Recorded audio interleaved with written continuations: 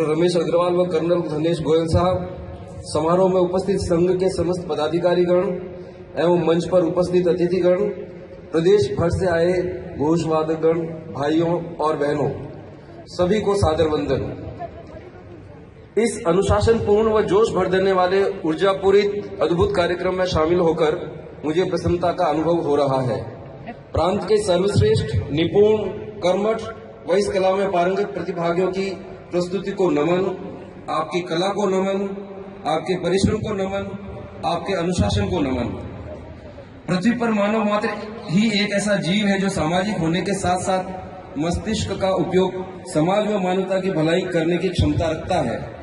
यह क्षमता तथा इसमें तीक्ष्णता शिक्षा से प्राप्त होती है।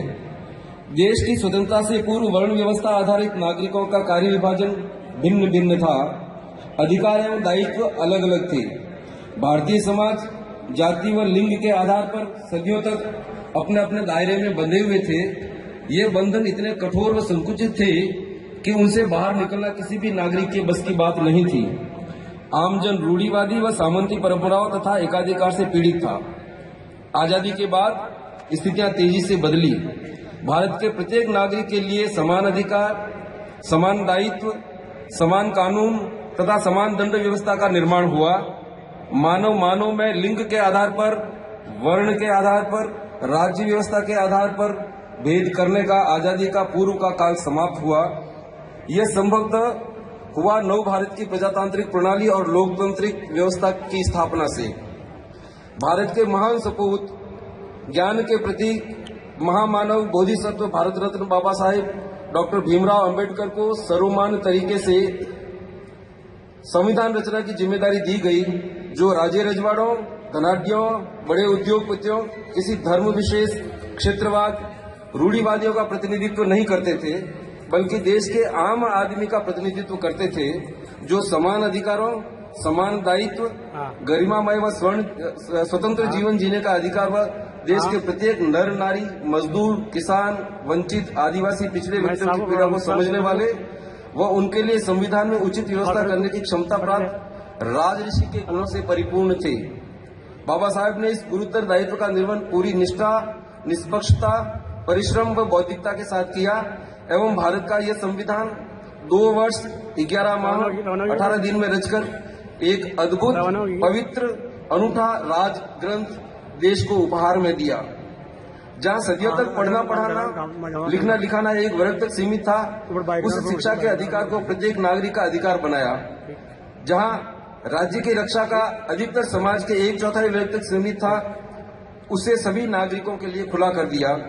जन्म व जाति आधारित व्यवस्था को समाप्त कर कोई भी कहीं भी किसी भी व्यवसाय को करने को मूल अधिकारों में शामिल किया गया। दलित व शोषित वर्ग को सेवा की दास्ता से मुक्त कर स्वतंत्रता के साथ सांस लेने की आजादी दी गई। जनसंख्या का आधा हिस्सा नारी है, जिन्हें सदियों तक अनेक मौलिक अधिकारों से वंचित किया हुआ था, उन्हें भी घुटन भरी जिंदगी से बाहर निकालकर मर्दों के बराबर अधिकार दिया जाकर समाज की मुख्य धारा से जोड़ने की व्यवस्था की गई। सामाजिक न्याय की सोच एवं व्यवस्था में परिवर्तन की परिणति करने का श्रेय निश्चित रूप से भारत के संविधान निर्माता बाबा साहब अम्बेडकर को जाता है। देश के पूर्व प्रधानमंत्री माननीय अटल बिहारी वाजपेयी के उस भाषण को हमें ध्यान से सुनना चाहिए, जिसमें कहा गया है कि हमने समाज के बहुत बड़े वर्ग को लड़ने के अधिकारों से वंचित कर दिया। हमने उन्हें हथियार नहीं उठाने दिए। मार्शल नॉन मार्शल कौम के आधार पर समाज को बांट दिया। हमने समाज के बहुत बड़े वर्ग को विश्वासहीन बना दिया। लोगों ने हथियार नहीं उठाए, वेद पढ़ने के दरवाजे बंद कर दिए, इसलिए हम वादाक्रांत हो गए। इस पीड़ा से बाहर निकालने का कार्य बाबा साहब अम्बेडकर ने किया। बाबा साहब का मानना था कि यदि परतंत्र भारत में देश के सुरक्षक अनुसूचित जाति वर्ग के लोगों को शामिल किया होता तो भारत कभी गुलाम नहीं होता। देश की आजादी को 70 साल हो चुके हैं। इसके बाद भी इस दिशा में बहुत कुछ करने की आवश्यकता है।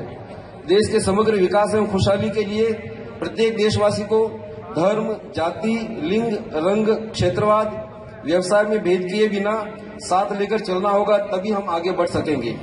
सदियों से प्रताड़ित और उपेक्षित वर्ग जिसमें विशेष रूप से दलित, आदिवासी, पिछड़ा वर्ग और नारी शक्ति को रेखांकित करना चाहता हूं, उनको आगे बढ़ाने के विशेष प्रावधानों को कानूनी संरक्षण आवश्यक है। असमानता को समाप्त किए बिना संतुलित व समग्र विकास संभव नहीं है। समस्त वंचित वर्ग को प्राप्त समस्त प्रकार के संवैधानिक विशिष्ट प्रावधानों को सामाजिक न्याय प्राप्ति तक अनवरत जारी रखना चाहिए। आशा करता हूं कि पूर्व अभिव्यक्ति की निरंतरता में माननीय सरसंघ चालक महोदय इस कथन को अनुमोदित करेंगे। भारतवर्ष में जिस प्रकार जनसंख्या का विस्तार हो रहा है, संसाधनों में उतना अनुपातिक विस्तार हमें चुनौती दे रहा है। हमारी सबसे सशक्त ताकत हमारा मानव संसाधन है। 2011 के जनसंख्या के आंकड़े देखें तो 15 से 59 वर्ष की आयु वर्ग 60.29% है। इन आंकड़ों से स्पष्ट होता है कि 15 से 59 आयु वर्ग के श्रमशील एवं सक्रिय ऊर्जा के लोग जो देश की उन्नति, उत्पादन, विकास की प्रमुख धुरी का दायित्व निभाते हैं, इस संसाधन का दोहन हमें करना चाहिए। 25 वर्ष पश्चात देश में प्रौढ़ एवं बुजुर्ग आयु वर्ग की संख्या आश्चर्यजनक रूप से अधिक हो जाएगी, जिसका देश के विकास में कितना उपयोग होगा, ये हम सहज ही सोच सकते हैं। इस दिशा में गहनता से ठोस कदम उठाने चाहिए। हिंदुस्तान 1000 वर्ष से भी ज्यादा समय तक पराधीन रहा। अनेक आक्रांता आए, भारत की संस्कृति, सभ्यता, मौलिकता, विचारधारा को नष्ट भ्रष्ट किया। सामंतवाद व अंग्रेजी शासन ने जिस प्रकार आमजनों का शोषण किया तथा उनके मौलिक अधिकारों व स्वतंत्रता पर प्रहार किए, इन परिस्थितियों में देशवासियों के मन में शासन, सत्ता तथा व्यवस्था के विरुद्ध अविश्वास व विरोध का भाव उत्पन्न होता रहा। आज भी सत्ता में भले ही किसी की हो, उसके विरोध में हमेशा स्वर उठते हैं।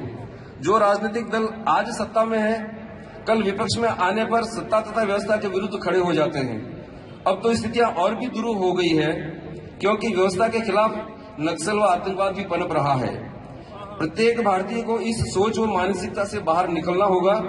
अपने आचरण तथा व्यवहार में भारतीयता लानी होगी। भारत को अपना देश मानना होगा।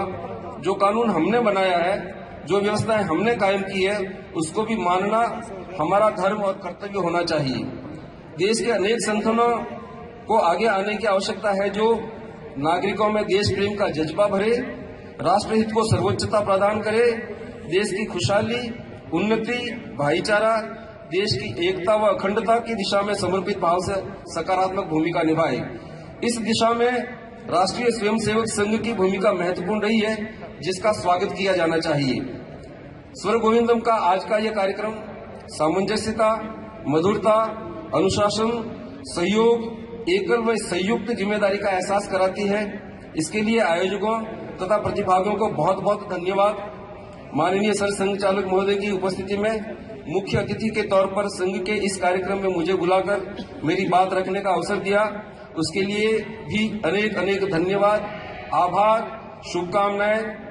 जय हिंद, जय भारत, जय भीम।